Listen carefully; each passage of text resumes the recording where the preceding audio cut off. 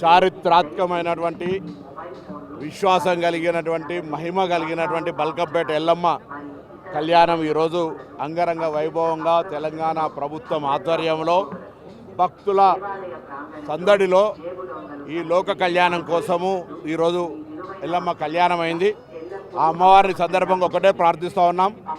సమృద్ధి వర్షాలు పడి ఒకవైపు ప్రకృతి రీత్యా ఎలినోనో విపత్తు వస్తుంది అనే సందర్భంలో కూడా గతంలో అనేక విపత్తులను ఎదుర్కొన్నటువంటి బల్కంపేట ఎల్లమ్మ తల్లి చరిత్రలో భాగంగా ఈరోజు కూడా తెలంగాణ వ్యాప్తంగా సమృద్ధి వర్షాలు పడి పాడి పంటలతో ఆయురారోగ్యాలతో ఉండే విధంగా ఎల్లమ్మ తల్లి ఆశీర్వచనం ఉండాలని ఈ ఎల్లమ్మ తల్లి కళ్యాణం రోజు ప్రార్థిస్తూ, హైదరాబాద్ బోనాలు అంటేనే ఒక సాంప్రదాయం, ఒక ఆచారం, ఒక యొక్క సంస్కృతి.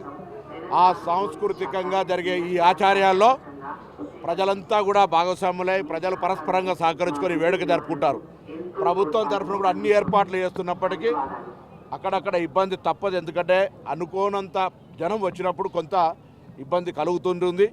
కాబట్టి తప్పకుండా ప్రజలు ఇటువంటి అన్నిటినీ అధిగమించి ఆ ఎల్లమ్మను మొక్కొని మీ కోరికలు తీర్చుకొని ఆ విశ్వాసానికి అనుగుణంగా లోక కళ్యాణం కోసం కూడా ఈరోజు దేవాదాయ శాఖ కానీ ప్రభుత్వం తరఫున నేను హైదరాబాద్లో బోనాల సందర్భంగా దాదాపు 33,500 బోనాలకు సంబంధించిన టెంపుల్స్కు మనం ఆర్థిక సహకారం చేస్తున్నాం.